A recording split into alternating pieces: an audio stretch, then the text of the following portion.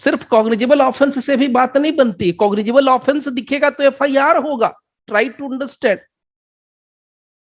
अब इसी में उलझने वाली बात होती है, ध्यान से समझिएगा। 154 में क्या कहा कि बेटा तुम कॉग्निजेबल ऑफेंस का इंफॉर्मेशन दे दो, पुलिस वाला लिख लेगा। ललिता कुमारी के केस में कहा कि पुलिस वाला लिखेगा, लिखने के लिए बाध्य है, बाउंड है, ड्यूटी बाउंड है।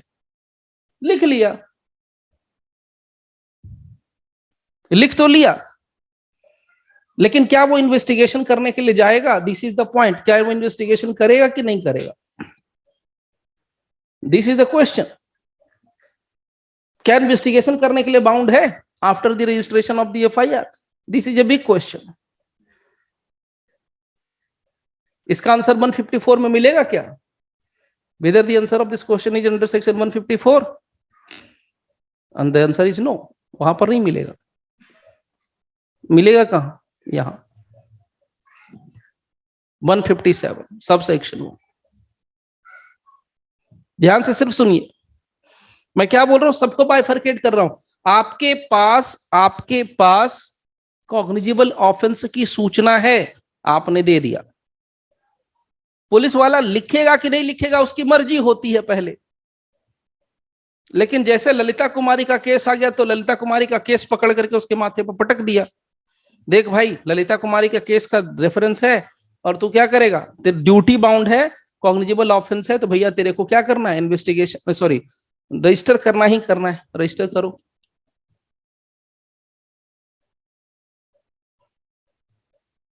अब सवाल उठता है क्या इन्वेस्टिगेशन करेगा कि नहीं करेगा?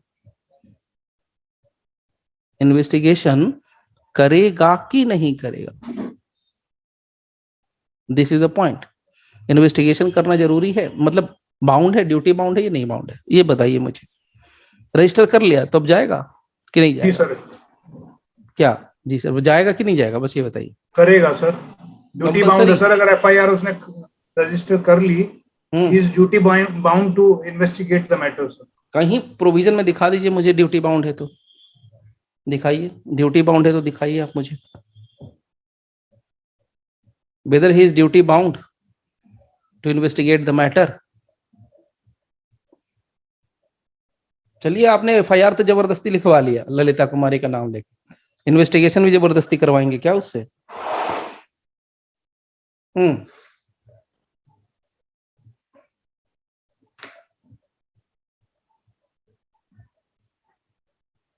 बताइए, इन्वेस्टिगेशन जबरदस्ती करवा सकते हैं क्या? नहीं होगा सर। ये कहाँ लिखा है कि नहीं करेगा? सर यहाँ लिखा है सी सेल फोर तो रिपोर्ट भेजेगा सर, अगर उसको सस्पेक्ट होता है। मतलब दोनों ही बातें आप लोगों से पूछ रहा हूँ। अगर आप कहते हो कि नहीं करेगा तो भी बताइए और करेगा तो भी बताइए, कहाँ दिया है, मेंशन कहाँ है? हवा में तो बात करेंगे नहीं। अरे ये मैन मेड सब्जेक्ट है, ये आविष्कार हुआ है, इसका हम लोग डिस्कवरी नहीं कर रहे, सीआरपीसी का डिस्कवरी नहीं किया हम लोगों ने, इन्वेंशन किया है। Yes, sir. 157B and A भी है, but B is clear cut says that provision is not bound to investigate।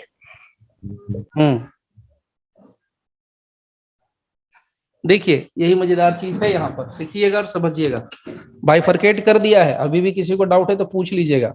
इतना आसान ही नहीं होता हर चीज को, मतलब गोल गोल गोल गोल नहीं कर रहा हूं मैं, एकदम साफ साफ बता रहा हूं। पहले हमने क्या दिया? Information.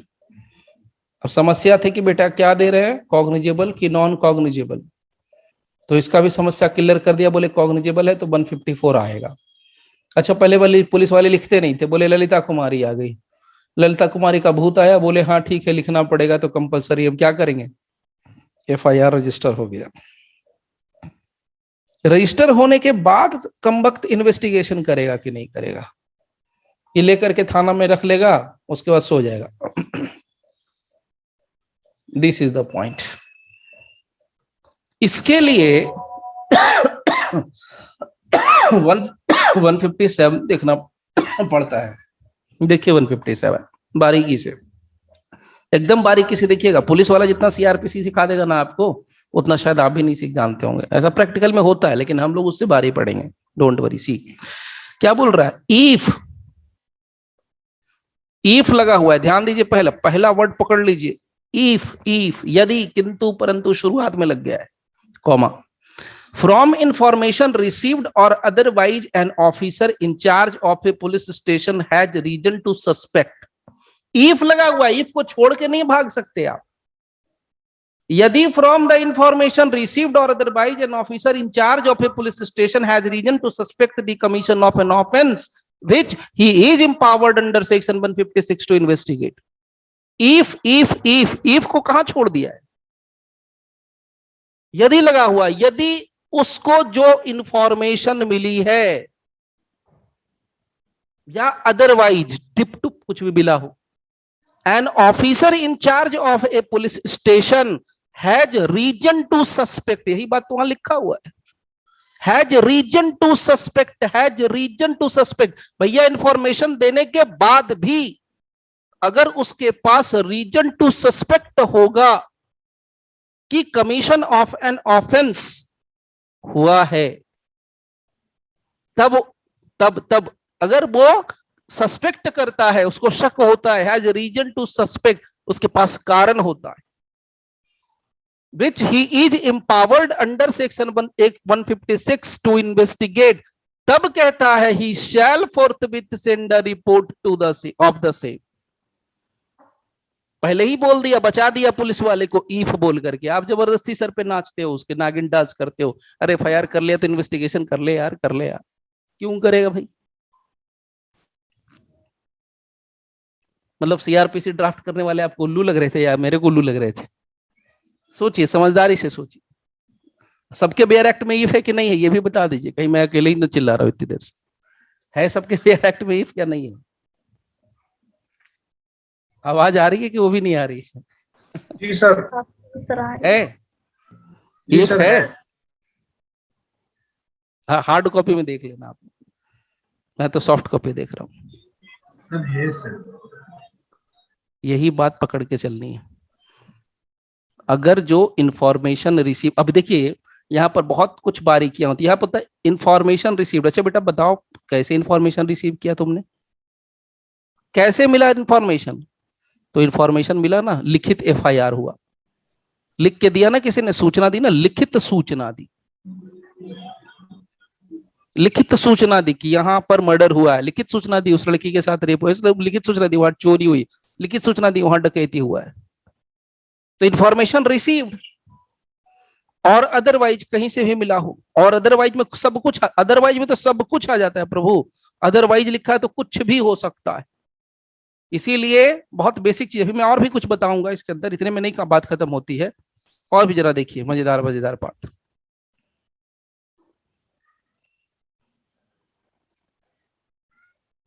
Now the point here is he shall forthwith send a report. अगर उसको लगता है, सस्पेक्ट करने का कारण बनता है, रीजन, मैं यहां पर थोड़ा इसको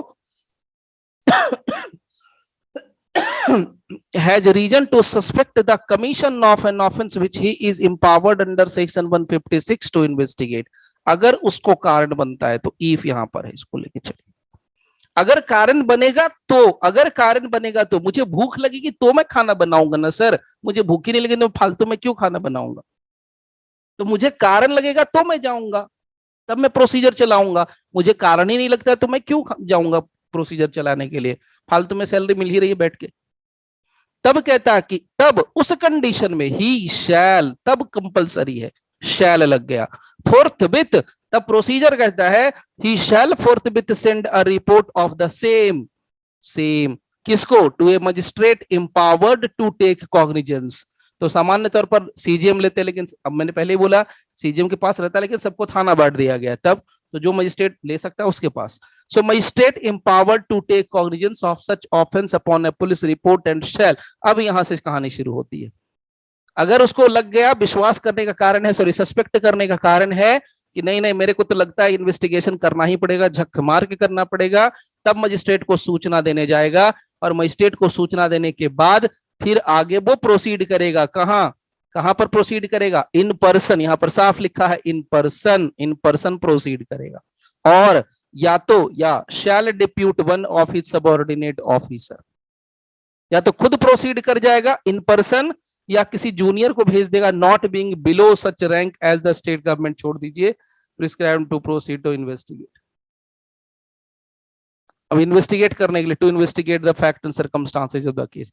अब फिर देखिए ध्यान से कैसे गोली दिया है आपको, सरकार ने कैसे गोली दिया, इफ नेसेसरी, ईफ लगा हुआ है, ईफ लगा हुआ है। आप इसलिए पुलिस वाले को ना कुछ नहीं बिगाड़ पाते, हम लोग नहीं बिगाड़ पाते, लेकिन हर चीज उसको बताना भी तो नहीं है ना। If necessary to take measures for the discovery, यदि आवश्यक हुआ, to take measures for the discovery and arrest of the offender, यदि आवश्यक हुआ, यदि किंतु परंतु।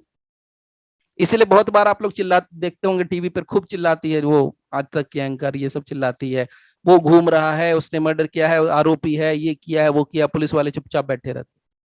भैया इफ लगा हुआ है तो हम इफ का फायदा ले, तुम चिल्लाते रहो। वो इफ का फायदा लेंगे, उसमें कुछ नहीं कर सकते, इफ का ही फायदा लेंगे। जस्ट अ सेकंड होल्ड करिए।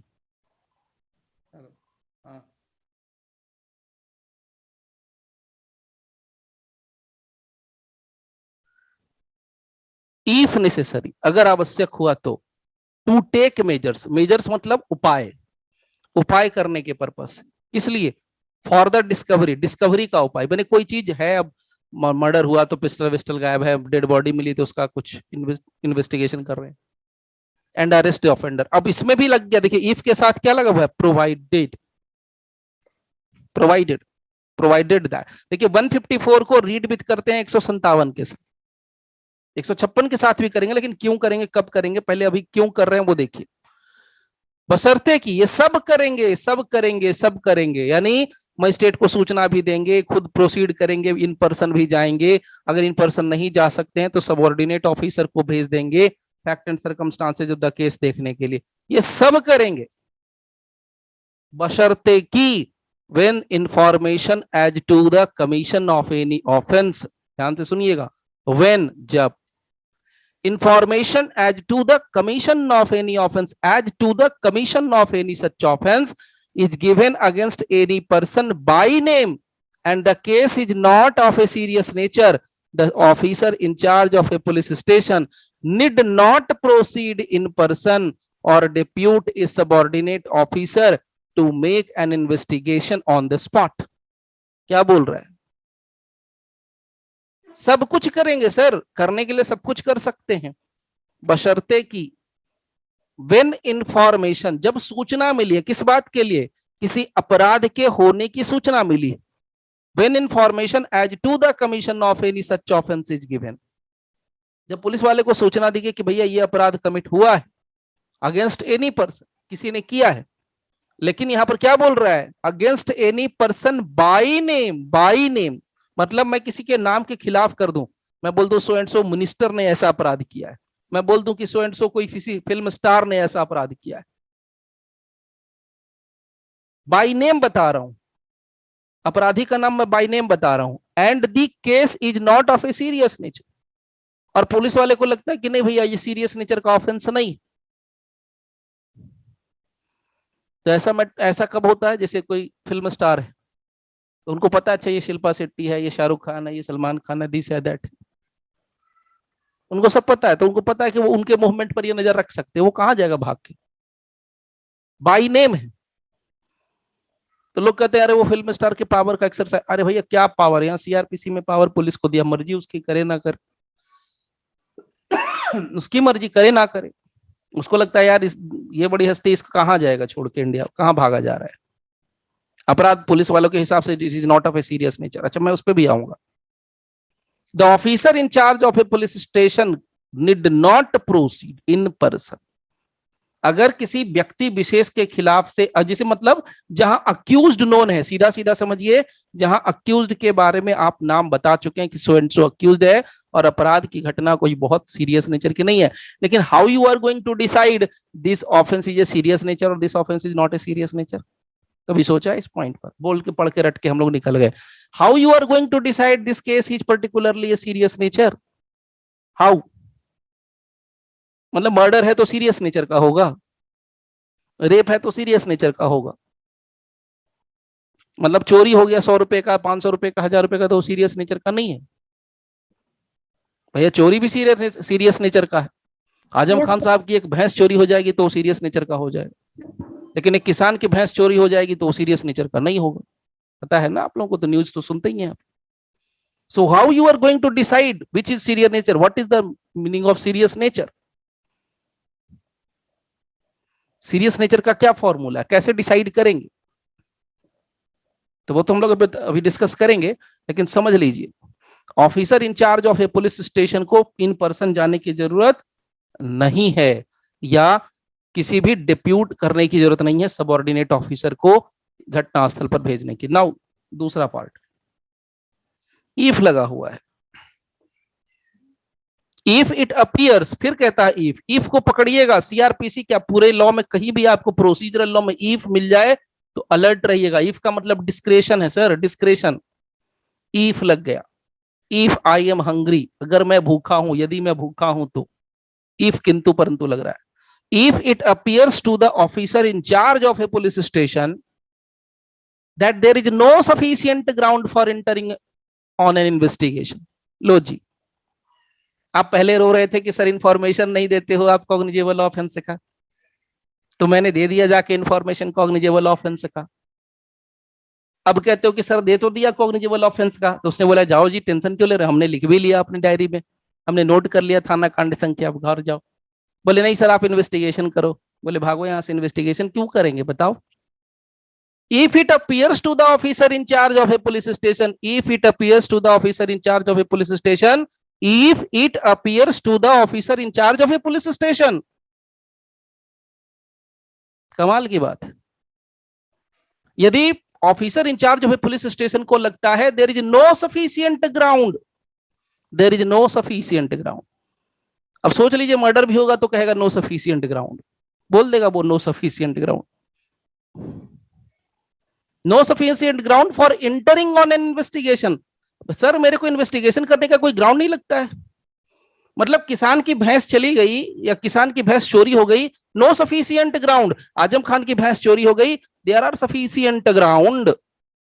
फर्क समझिए, ऐसे ही होता है फर्क, ऐसे ही होता है आजाद भारत में डिस्क्रिमिनेशन। बाकी आप लोग समझदार हैं।